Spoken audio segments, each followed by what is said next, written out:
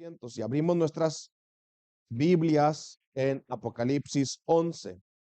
Apocalipsis 11, la semana pasada estudiamos Apocalipsis 10. Ahora no vamos a terminar todo el capítulo. Aún esta porción se me hizo demasiado pesada, con tanta información que no pude avanzar más del versículo 14. Entonces leeremos Apocalipsis 11, versículos del 1 al 14.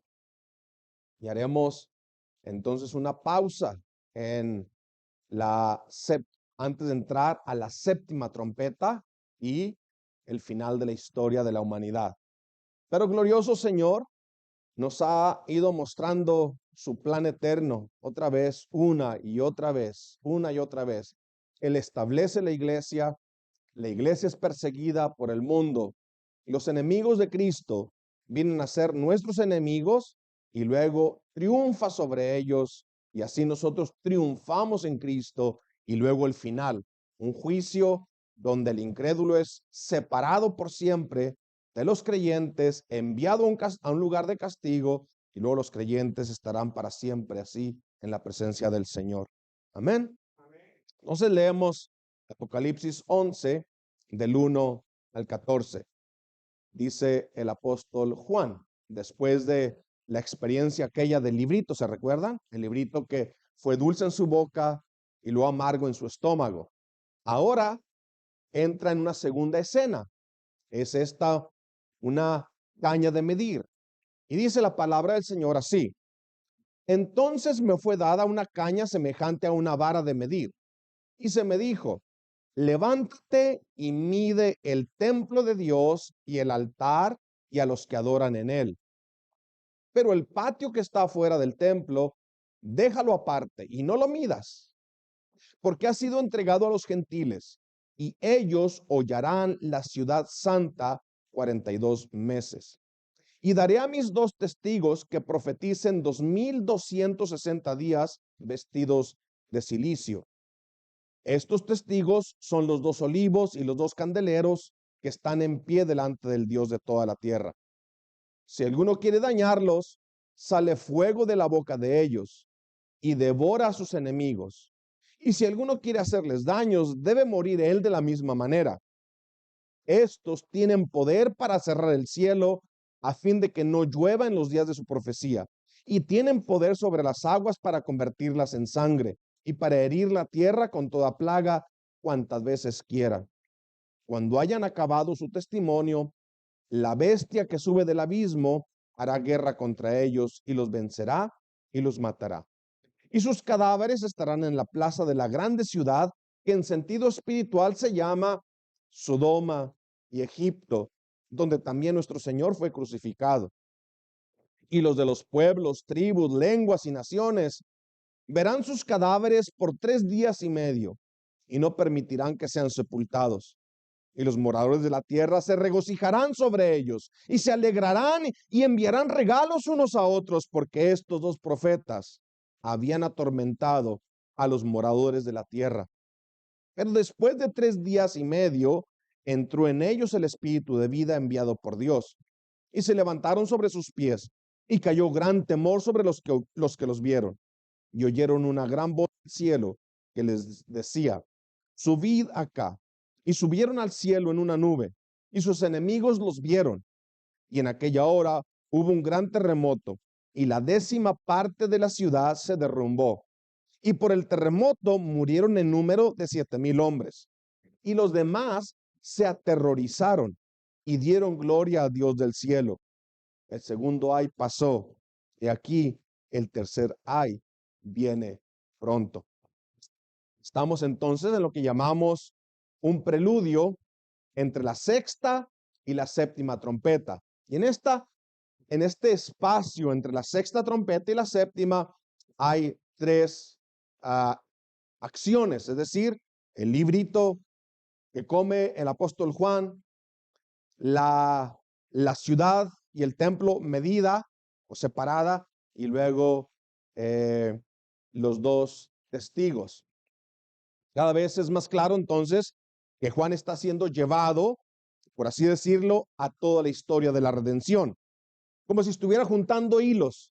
Es decir, cuando lees este capítulo, estás pensando, ¿qué parte de la Biblia me está llevando? Deuteronomio, Éxodo, Zacarías, Ezequiel, Salmos, y lo está juntando todos en un solo punto, en la historia o la culminación de la historia de la humanidad, cuando Cristo es revelado glorioso, victorioso, triunfando sobre sus enemigos. Tú puedes verlo, como vas leyendo el Antiguo Testamento, se viene haciendo vivo, se hace las profecías cumplidas en Cristo. Entiendes de lo que hablaban los profetas. Así que Apocalipsis, siendo el resumen de toda la escritura, es natural que no encontramos doctrinas nuevas, sino las mismas verdades antiguas, pero magnificadas de forma diferente, con figuras y dibujos y colores. La misma verdad antigua, pero ahora de una manera exaltada, gloriosa, clara. Esto es lo que está pasando, le está pasando al apóstol. Él, de ser un espectador, ahora está pasando a escuchar, a ver, y luego ahora está entrando en la misma visión. Ya no es un espectador, sino un participante. Es llevado dentro de la visión, y meditábamos en esto la semana pasada, cómo la historia de Cristo, su obra en la tierra a favor de pecadores, deja de ser una historia y para el creyente viene a convertirse en su historia. Fue a nosotros a los que vino a buscar. Fue a nosotros a los que encontró perdido, cuando ni siquiera pensábamos en él, o cuando pensábamos en él, pero nuestros pensamientos eran inicuos. Pensábamos cómo recibir las bendiciones que trae las promesas que hay en la Biblia, pero para los cristianos, y las buscábamos para nosotros, es decir, salud, riqueza, tranquilidad, confort, pero no buscábamos a Cristo, no pensábamos en Él, nuestros pensamientos no le eran agradables. Nos salvó de allí, nos unió a su pueblo. Para nosotros, que la religión era algo aburrido, no queríamos escuchar de religión. Alguien dice así, ¿no? O es una regla. Para mantener la paz, no hablas de religión y no hablas de política. Es decir, no queremos entrar en discusión con nadie, queremos vivir en paz sin que nadie nos moleste. Era por mí que Cristo fue a la cruz. Es mi pecado el que lo clavó en esa cruz, y fue a mí a quien él rescató de la esclavitud y de la prisión de Satanás. Y ahora entonces, todos los que hemos llegado a esta libertad gloriosa, todos los que hemos sido liberados, nos envía de regreso a ese mismo mundo de donde él nos rescató, con el mismo mensaje con el que fuimos rescatados. El mundo es un lugar inhóspito, hostil, no quiere escuchar el evangelio. La historia de Cristo viene a ser nuestra historia. Prometió regresar otra vez. Prometió regresar por los que creyeron. Y su regreso entonces es la culminación de la salvación, la manifestación de su gracia sobre aquellos que él ha redimido. Pero para los que no creyeron, su regreso será de juicio, de gran terror, por cuanto no creyeron a la verdad, sino que se complacieron en la mentira y siguieron su propio pecado.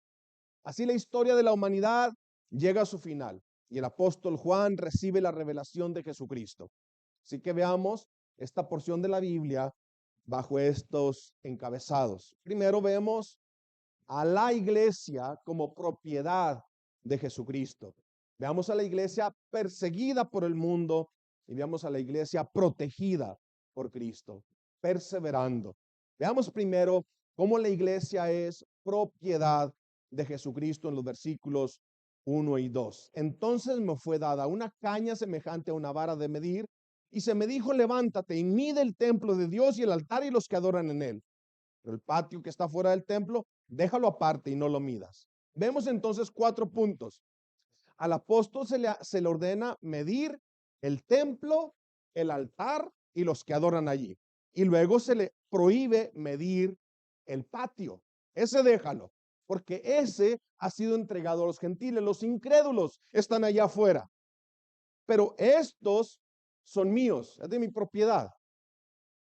La semana pasada nosotros vimos como el apóstol Juan, siendo llamado a comer el librito de la mano del ángel poderoso, que puso el pie derecho sobre el mar y su pie izquierdo sobre la tierra, y le dijo que amargaría el vientre, pero sería dulce en su boca.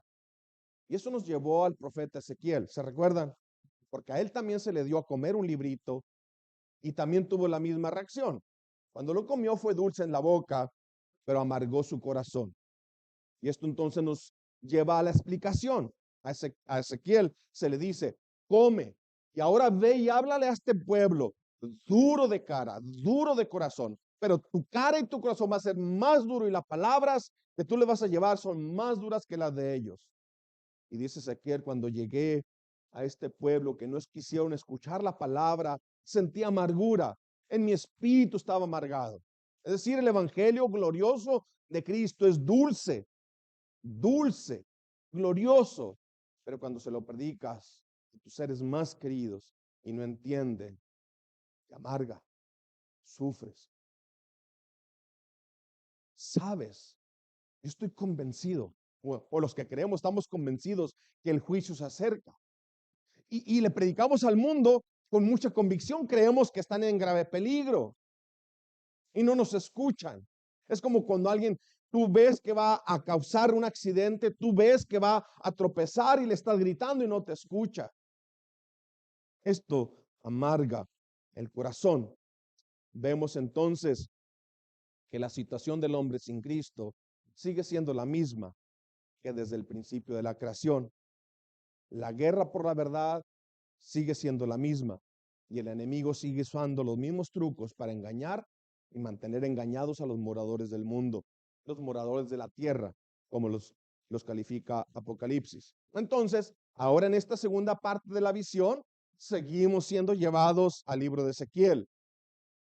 Ezequiel es conectado con la visión de Juan. Vemos esta parte así, dijimos, Juan mide el templo, el altar, los que adornan el altar y luego se le prohíbe medir el atrio o los que están afuera del templo. En el capítulo 39 vemos nosotros la destrucción de los enemigos del pueblo de Dios. Gog y Magog son traídos a juicio y son juzgados allí delante de Israel. Son destruidos por el Señor mismo. En el capítulo 40 al 42, entonces en la visión de Ezequiel tiene el varón con la caña de medir y vemos las medidas del templo. Son 4 o 5 capítulos, del 40 hasta el 44. Si quieres leerlo, ahí están. Pero ese templo es demasiado grande. No es el templo de Salomón. El templo de la visión de Ezequiel es un templo futuro. Pero las medidas que da el profeta son demasiado grandes. Pero nosotros preguntamos entonces, ¿cuál es la razón por la cual el Señor envía a Ezequiel a medir el templo? Ezequiel 42:20. Vea usted las medidas de la muralla. Dice, por los 4 lados lo midió. Tenía un muro alrededor, es decir, el templo, de 500 cañas de largo y 500 de ancho, para dividir entre lo sagrado y lo profano. ¿Qué templo mide el profeta Ezequiel? Un templo futuro. ¿Cuál es la razón por la que los mide? Para separar lo profano de lo sagrado. ¿Qué templo mide el apóstol Juan acá? El apóstol Juan, si estamos entendiendo bien qué tipo de literatura estamos leyendo, entonces no podemos pensar que de un templo espiritual y figurativo o en figura, ahora sea un templo físico. Y con todo respeto, no queremos pelear con nadie. Y no dudamos de la sinceridad de nuestros hermanos dispensacionalistas. Si ellos creen que este templo es el que van a construir los judíos, quizás en este tiempo, si usted ve las noticias, pareciera que rápido la mezquita de Omar, donde está la cúpula esa de oro allá en Jerusalén, podía ser destruida por algún misil y luego los judíos construyeran un templo y luego reanudaran los sacrificios de animales. Y si ese templo del que está hablando el apóstol Juan, de todas maneras, piensa en esto, si acaso logran construir el tercer templo, que están buscándolo por todos los medios. Yo antes fui muy apasionado de eso. Hay un señor que se llama Randall Price y él hace libros y tú te emocionas, te metes en la historia de cómo los judíos están aún entrenando a la tribu de los levitas para reanudar esos sacrificios. ¿Por qué? Porque para los judíos, sin el templo y sacrificios de animales, no hay remisión de pecados. Sin derramamiento de sangre, no hay remisión de pecados. Si tú le preguntas a un judío, ¿cómo le haces para lidiar con tu pecado ahora que no hay templo? Tienes 2000 años sin templo, 2000 años sin sacerdotes, 2000 años sin sacrificios. Es un problema para la cabeza de ellos. No hay forma de conectarse con Dios separado del templo. Pero escucha bien, si acaso lo logran, sería una herejía más y una blasfemia más contra el nombre de Cristo. Pues para eso vino Cristo, porque los sacrificios de animales no fueron suficientes. Y el autor de Hebreos, citando el Salmo 40, dice, Hebreos 10 del 5 al 7, por lo cual entrando en el mundo dice, sacrificio y ofrenda no quisiste, más me preparaste cuerpo. Holocaustos y expiaciones por el pecado no te agradaron. Entonces dije, he aquí vengo, oh Dios, para hacer tu voluntad, como en el rollo del libro está escrito. La sangre de machos cabríos, de becerros, de toros, de corderos, no pudieron quitar, apuntaban al sacrificio perfecto de Cristo en la cruz. ¿Qué templo mide el apóstol? El templo que el apóstol Juan está midiendo aquí no es un templo futuro. El templo que midió el profeta Ezequiel es futuro. El templo que mide el apóstol Juan es el templo real. Este templo que fue profetizado, grande, glorioso, que Juan ve ahora en la profecía cumplida. Ese templo es, mis hermanos, la iglesia de Jesucristo alrededor del mundo. Primera de Pedro 2:5 dice, vosotros también como piedras vivas, sed edificados como casa espiritual y sacerdocio santo para ofrecer sacrificios espirituales aceptables a Dios por medio de Jesucristo. Ustedes es el templo, dice Efesios 2:19 al 22. Así pues, ya no sois extranjeros ni advenedizos, sino que sois conciudadanos de los santos y sois de la familia de Dios, edificados sobre el fundamento de los apóstoles y profetas, siendo Cristo Jesús mismo la piedra angular, en quien todo el edificio bien ajustado va creciendo para ser un templo santo en el Señor, en quien también vosotros sois juntamente edificados para morada de Dios en el Espíritu. Es la iglesia de Cristo, el templo glorioso que el apóstol Juan mide en Apocalipsis. ¿Por qué lo mide? Para separarlo de lo profano y de lo limpio, para separarlo. Esta es la propiedad del Señor. Primera de Corintios 6:16 al 18 dice, oh, ¿qué acuerdo hay? ¿Qué acuerdo tiene el templo de Dios con los ídolos? ¿Cuál es la respuesta? Ninguna. No hay ningún acuerdo entre el templo de Dios y el templo de los ídolos, porque nosotros somos el templo del Dios viviente, como Dios dijo, habitaré en ellos y andaré entre ellos y seré su Dios y ellos serán mi pueblo. Por tanto, salid en medio de ellos y apartaos, dice el Señor, y no toquéis lo inmundo, y yo os recibiré. Yo seré para vosotros padre, y vosotros seréis para mí hijos e hijas, dice el Señor Todopoderoso. Glorioso, glorioso templo del Señor, Primera de Corintios 3:16 y 17. ¿No sabéis que sois templo de Dios y que el Espíritu de Dios habita en vosotros? Si alguno destruye el templo de Dios, Dios lo destruirá a él, porque el templo de Dios es santo y eso es lo que sois vosotros, templo de Dios. Ahora, vemos que el apóstol Juan no solamente midió el templo, midió el altar, porque mide el altar. Es el pago perfecto del sacrificio por los pecados de aquellos que adoran allí adentro del templo.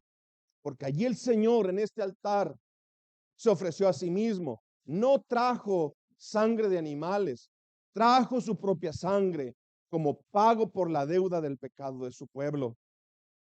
Primera de Corintios 6, 19 al 20. ¿No sabéis que vuestro cuerpo es templo del Espíritu Santo que está en vosotros, el cual tenéis de Dios y que no sois vuestros? ¿No eres dueño de tu propio cuerpo?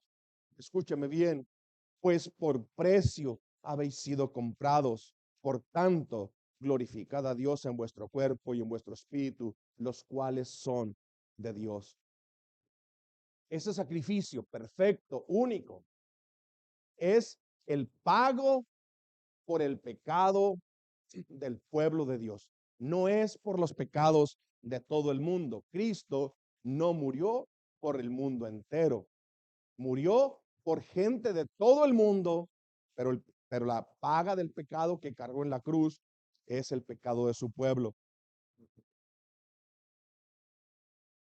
Mateo 1:21. Y dará a luz un hijo, y le pondrás por nombre Jesús, porque él salvará ¿a quién? A su pueblo de sus pecados. Y Juan 10:11. Yo soy el buen pastor, dice Cristo. El buen pastor da su vida ¿por quién? Por sus ovejas. Y esto es lo que conocemos en teología reformada como redención limitada. Es decir, Cristo fue a la cruz y no sufrió en vano. Ni una gota de su sangre fue derramada en vano. Pagó exactamente el precio exacto de aquellos que están adorando en el altar que mide Juan y en el templo que mide Juan. El sexto sello, se contó el número de los redimidos, un número completo. Ninguno de aquellos que el Padre le dio a Cristo faltará. Ahora, en la sexta trompeta, se mide el altar y los que adoran en él. ¿Alcanza el sacrificio a cubrir la multitud de pecados de su pueblo? Él es llamado fuente de agua viva. Pero algo que tenemos que notar aquí, es decir, cuando Juan no solamente mide el templo, sino que mide el altar y mide a aquellos que adoran en el altar, ya no hay división entre el lugar santo y el lugar santísimo. El altar es medido, el templo es medido, pero no hay divisiones. No se dice que hay una cortina que nos separa del trono de Dios. ¿Por qué? Porque en el templo espiritual que es la iglesia, ya no hay velo de separación. Nuestro Señor Jesús abrió un camino nuevo que nos lleva a la presencia de Dios por medio de su sacerdocio. Hebreos 10:19 al 22. Entonces, hermanos, puesto que tenemos confianza para entrar al lugar santísimo por la sangre de Jesús, por un camino nuevo y vivo que Él inauguró para nosotros por medio del velo, es decir, su carne, y puesto que tenemos un gran sacerdote sobre la casa de Dios, acerquémonos con corazón sincero, en plena certidumbre de fe, teniendo nuestro corazón purificado de mala conciencia y nuestro cuerpo lavado con agua pura. El templo es propiedad de Dios, el altar es propiedad de Dios, la salvación pertenece a nuestro Dios y los que adoran en él son propiedad de Dios. ¿Por qué mide los que adoran en el templo? ¿Para qué sirven las medidas? Sirven para reclamar algo como propiedad. ¿Sabes? Que ahorita en estos momentos no tengo los permisos de construcción del templo, de nosotros, del edificio, no va a ser templo, del edificio que queremos construir, porque necesitamos las líneas de la propiedad. Es decir, no me van a dar permiso de construir si no tengo, y les digo, de aquí para acá es mío o es de la iglesia, quiero decir, tienen que tener las medidas exactas de la propiedad, si no, no dan permisos de construcción. ¿Para qué sirven? Esta es la declaración que la iglesia es de Cristo, porque Él la buscó, Él la rescató, Él se ofreció a sí mismo, Él se dio a sí mismo por ella, puso su sello de propiedad sobre su pueblo. Y esto es lo que separa a los redimidos del resto de la humanidad. Deja el patio de afuera, es decir, allí, enfrente del templo, alrededor, por decirlo así, rodeándolo, desde el patio del templo hasta el resto del mundo, se ha dado a los enemigos, siendo entonces nosotros atacados por todos lados.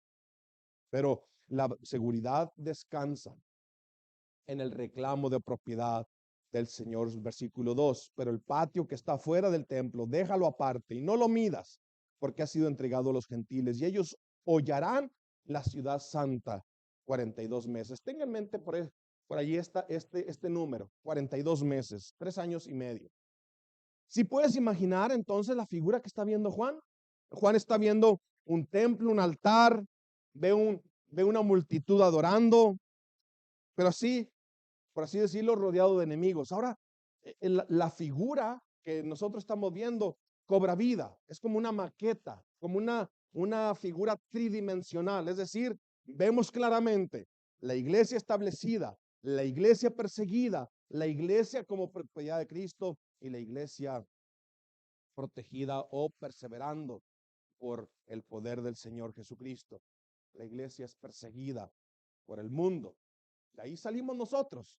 De entre esos que ahora son enemigos del Señor, de allí fuimos rescatados nosotros. Ahora, el mismo mensaje que nos rescató a nosotros es el mismo mensaje que llevamos al mundo.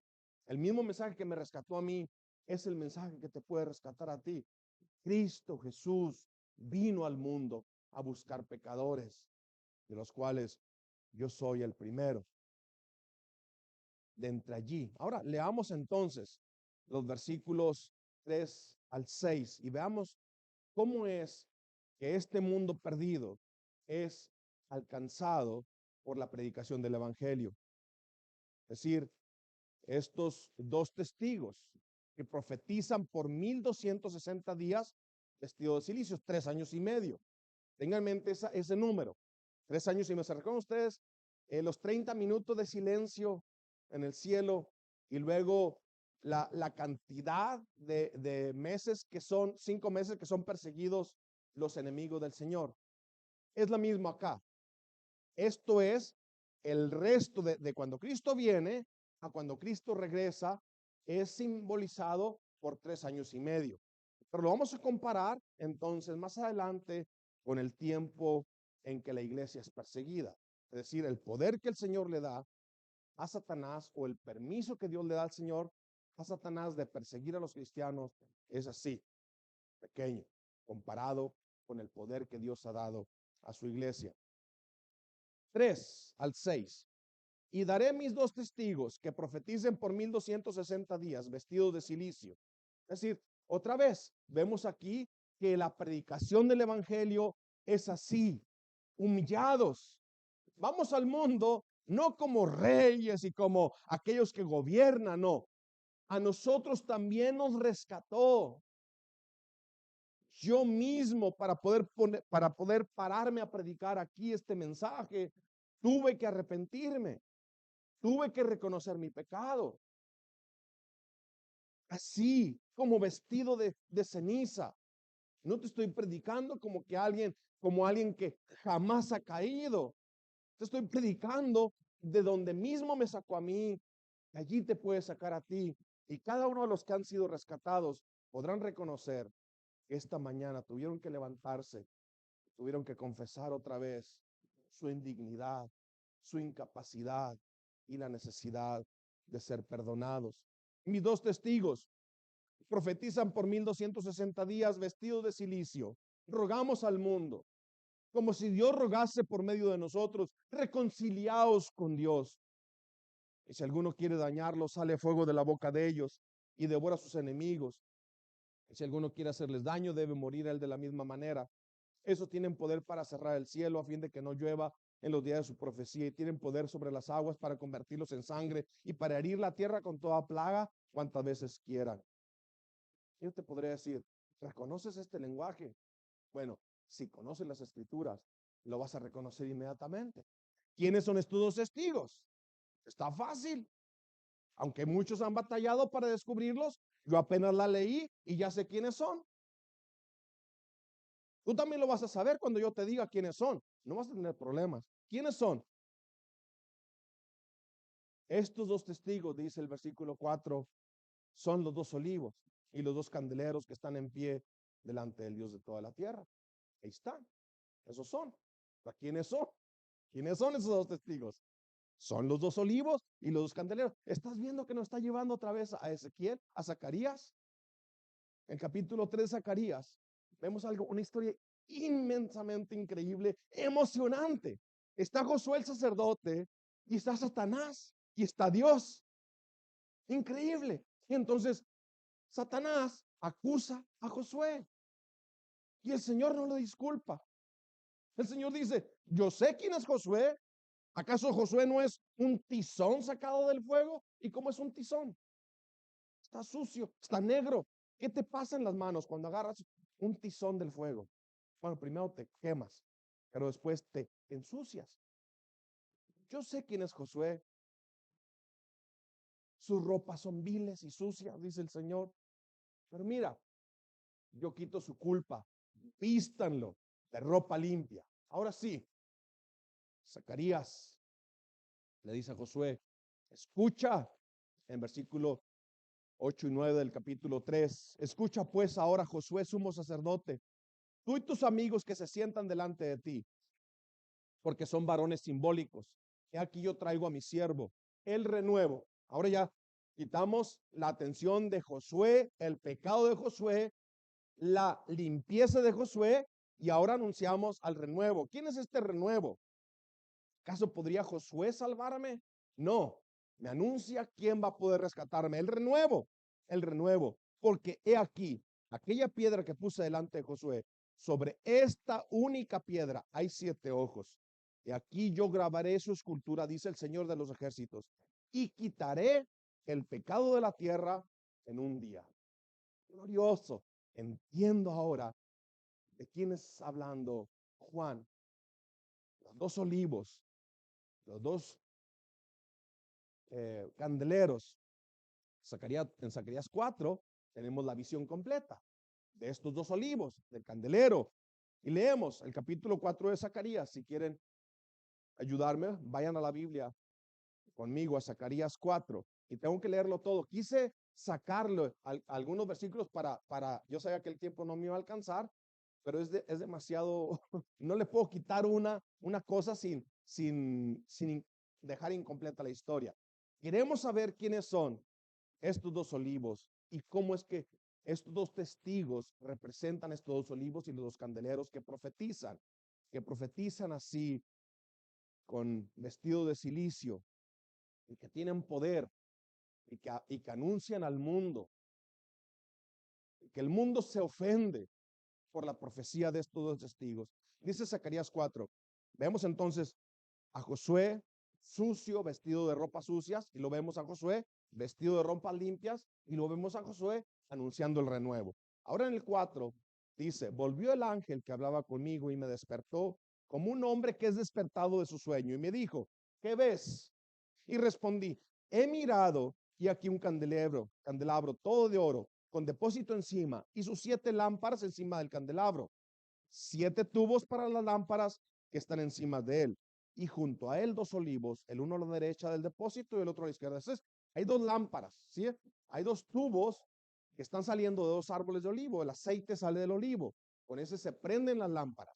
Pero este suministro, el suministro del aceite, no se acaba nunca porque están conectados al árbol. Ponga su figura ahí en la cabeza.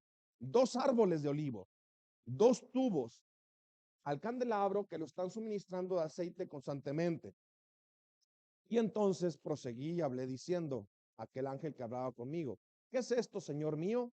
Y el ángel que hablaba conmigo respondió y me dijo, ¿no sabes qué es esto? Y dije, no, Señor mío. Entonces respondió y me habló diciendo, esta es la palabra del Señor a Zorobabel, que dice, no con ejército ni con fuerza, sino con mi espíritu, ha dicho el Señor de los ejércitos. ¿Quién eres tú, oh gran monte? Delante de Zorobabel será reducido a llanura. Él sacará la primera piedra con aclamaciones de gracia, gracia a ella. Vino palabra del Señor a mí diciendo, las manos de Zorobabel echarán el cimiento de esta casa y sus manos la acabarán. Y conocerás que el Señor de los ejércitos me envió a vosotros. quiero que pongan en su mente esta frase. Porque menospreciaron el día de las pequeñeces, se alegrarán y verán la plomada en la mano de... Porque los que menospreciaron el día de las pequeñeces se alegrarán y verán la plomada en la mano de Zorobabel. Estos siete son los ojos del Señor que recorren toda la tierra. Hablé más y le dije, ¿qué significan estos olivos a la derecha del candelabro y a su izquierda? Hablé aún de nuevo y le dije, ¿qué significan las dos ramas de olivo que por medio de dos tubos de oro vierten de sí aceite como oro? Y me respondió diciendo, ¿no sabes qué es esto? Y dije, Señor mío, no. Y él dijo, estos son los dos ungidos que están delante del Señor de toda la tierra. Aquellos que menospreciaron el día de las pequeñeces se alegrarán. Los que menospreciaron el día de las pequeñeces se alegrarán. Zacarías 6, 11 y 12. Y háblale, sigue la profecía. Háblale diciendo, así dice el Señor de los ejércitos. He aquí un hombre cuyo nombre es renuevo, porque él brotará del lugar donde está y reedificará el templo del Señor. Si él reedificará el templo del Señor, y él llevará gloria y se sentará y gobernará en su trono, será sacerdote sobre su trono y habrá consejo de paz entre los dos oficios. Es decir, rey y sacerdote, rey y sacerdote. El renuevo que anuncia Zacarías al principio, ahora es rey y sacerdote. Y luego a Zorobabel se le encarga de decir, estos son los dos testigos que están siempre delante del Señor. Son dos árboles de olivos suministrando aceite y dando luz al candelabro. Ahora sí, tenemos aquí a Jesucristo el renuevo. ¿Sabes quiénes son los dos testigos todavía? Todavía estamos preguntando, ¿quiénes son estos dos testigos? Bueno, el Señor me está diciendo primero, el anuncio de Zorobabel es no con fuerza humana, es con el Espíritu del Señor, la palabra del Señor. Pudiera ser, palabra del Señor y el Espíritu Santo, obrando. La iglesia anuncia al mundo de esta manera. Predicamos el Evangelio de Cristo y es el Espíritu Santo el que transforma vidas. Pero tenemos más pistas adelante. Si usted va conmigo al versículo 5, dice, si alguno quiere dañarlos, sale fuego de la boca de ellos y devora a sus enemigos. Y si alguno quiere hacerles daño, debe morir él de la misma manera. ¿A dónde nos lleva esa imagen? ¿Se recuerdan? Nos lleva al libro de Reyes, al profeta Elías. Segunda de Reyes, capítulo 1. Ahora sí ya no lo puedo leer completo, pero está hermosísimo. Si ustedes lo pueden leer, léanlo. Pero el profeta Elías está allí. Y luego Ocosías se cayó de la ventana. Se cayó por la ventana y se pegó de tal manera que se enferma y está a punto de morir. Y entonces Ocosías manda a preguntar al rey o a Baal-zebú, dios de Ecrón. No consulta al Señor, consulta a un Dios falso. Y luego entonces el Señor manda palabra a Elías Tisbita y le dice, levántate, sube a encontrarte con los mensajeros del rey de Samaria y diles, ¿no hay Dios en Israel que mandas a consultar a Baal-zebú, dios de Ecrón? Entonces el rey dice, ¿cómo era ese varón que se encontró con ustedes? Bueno, estaba vestido de pieles, así rústico. Dice, ese es Elías. Manda un capitán con 50 soldados a buscar a Elías. Y luego dice, varón de Dios. Y dice Elías, si soy varón de Dios, que caiga fuego del cielo y los consuma. ¡Sas! Los mató allí. Entonces el rey manda otros 50 con otro capitán. Llega el capitán, varón de Dios, el rey te manda a llamar. Si soy varón de Dios, que caiga fuego del cielo y los consuma. ¡Sas! Los mata. 102. Va al tercer grupo. Y este ya sabe que está difícil. Este llega y primero se humilla. Señor, mira, ¿yo qué puedo hacer? Ten compasión de mí, de la vida de mis soldados. Entonces dice el rey, dice el profeta Elías, está bien, voy para allá. ¿Por qué consultas a los ídolos cuando hay un Dios verdadero en Israel? No es el mensaje que tenemos nosotros para Fort Pierce. ¿Por qué, Forpirs? ¿Por qué consultas ídolos? Cuando hay un Dios verdadero, grande, poderoso, que nos ha revelado su Hijo. Es el mensaje. ¿Quiénes son estos dos testigos? Bueno, tenemos otro más.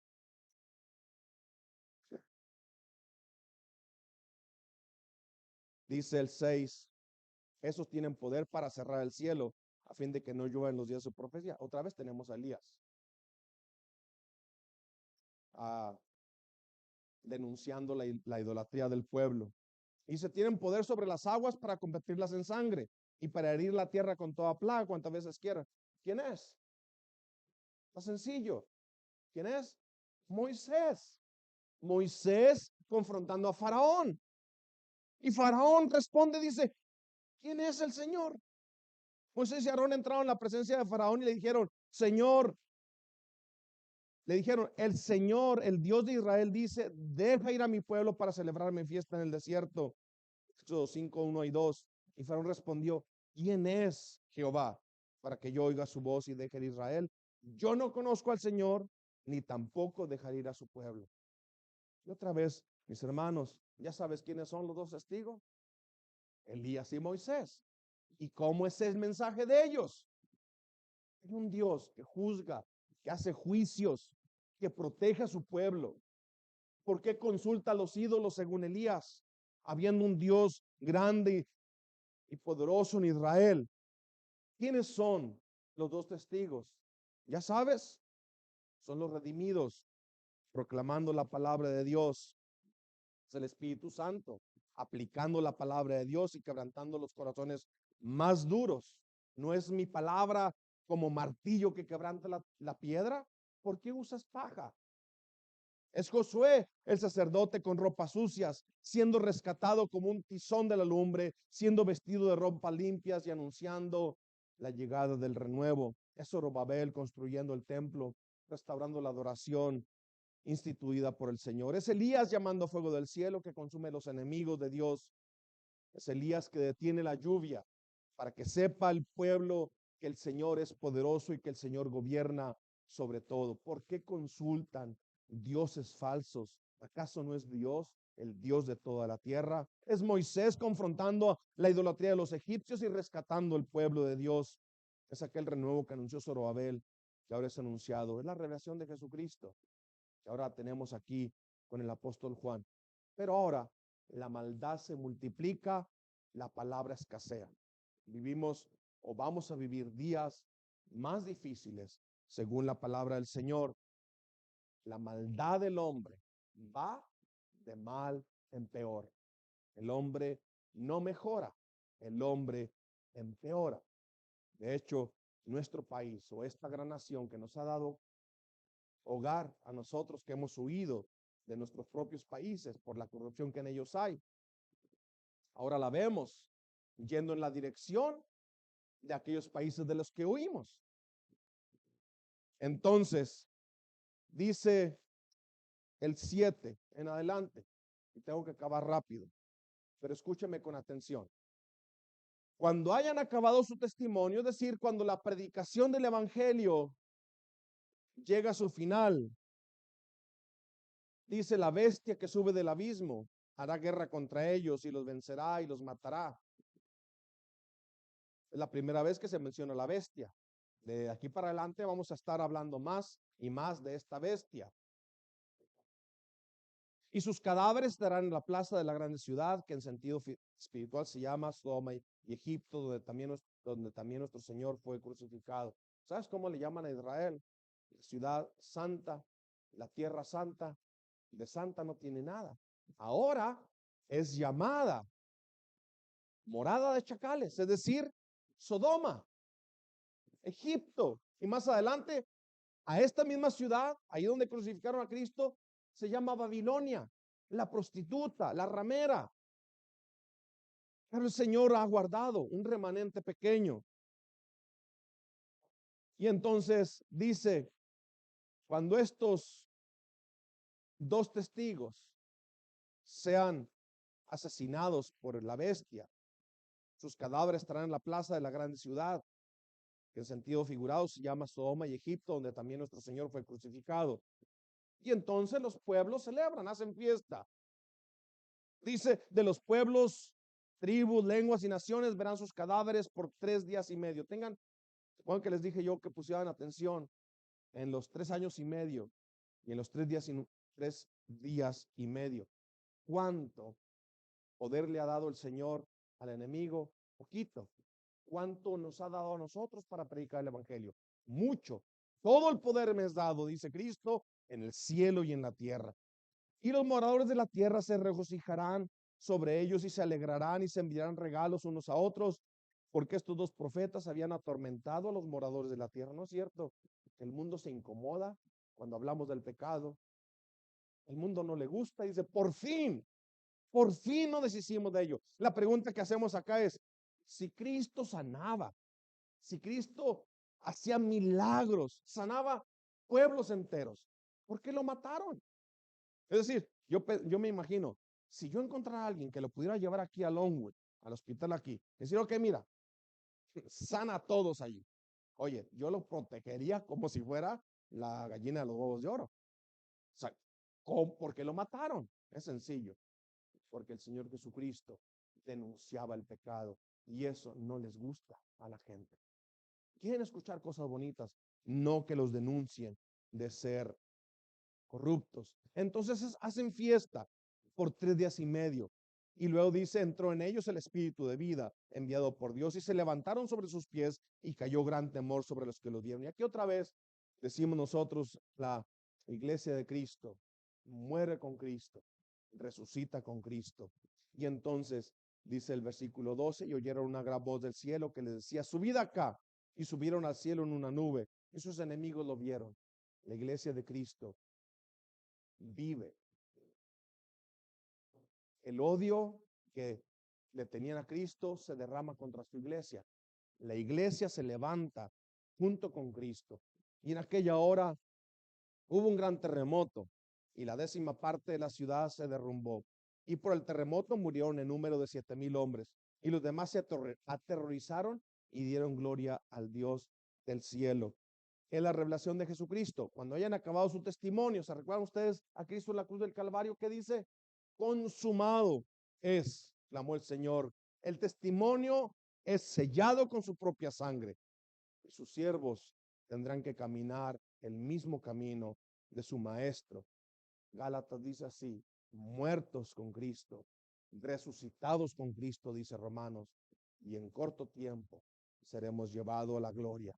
Segunda de Corintios 2, del 14 al 16, más a Dios gracias, el cual nos lleva siempre en triunfo en Cristo Jesús, y por medio de nosotros manifiesta en todo lugar el olor de su conocimiento. Escuche, porque para Dios somos grato olor de Cristo en los que se salvan y en los que se pierden. A estos ciertamente olor de muerte para muerte. Aquellos olor de vida para vida. Para estas cosas, ¿quién es suficiente? Ahora la santa ciudad ha venido a ser Sodoma y Egipto. La santa ciudad que buscamos nosotros, donde está nuestra ciudadanía, es la Nueva Jerusalén. No es una ciudad terrenal. Pero note, para terminar, note la frase del versículo 13.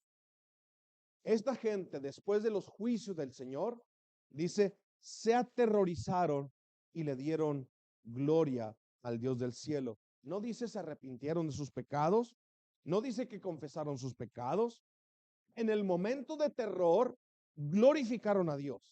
La pregunta aquí es, escúchame bien, ¿cómo vas tú a glorificar a Dios? ¿Aterrorizado o ahora en el día de la gracia? Ahora cuando la gracia y la misericordia se te ofrecen gratuitamente o cuando estés aterrorizado. ¿Sabes? De alguna manera vas a darle gloria a Dios. De alguna manera. Viendo el juicio para después enfrentarlo y escuchar de sus labios, maldito hacedor de maldad. Pero, ¿se recuerdan ustedes la frase que yo quise que escucharon ustedes de Zacarías, el día de la pequeñez. Es decir, ahora que Cristo es despreciado, ahora que no lo tenemos en persona haciendo milagros, la iglesia está vacía. ¿Sabes qué pasa? ¿Qué pasó en los hechos en el primer siglo?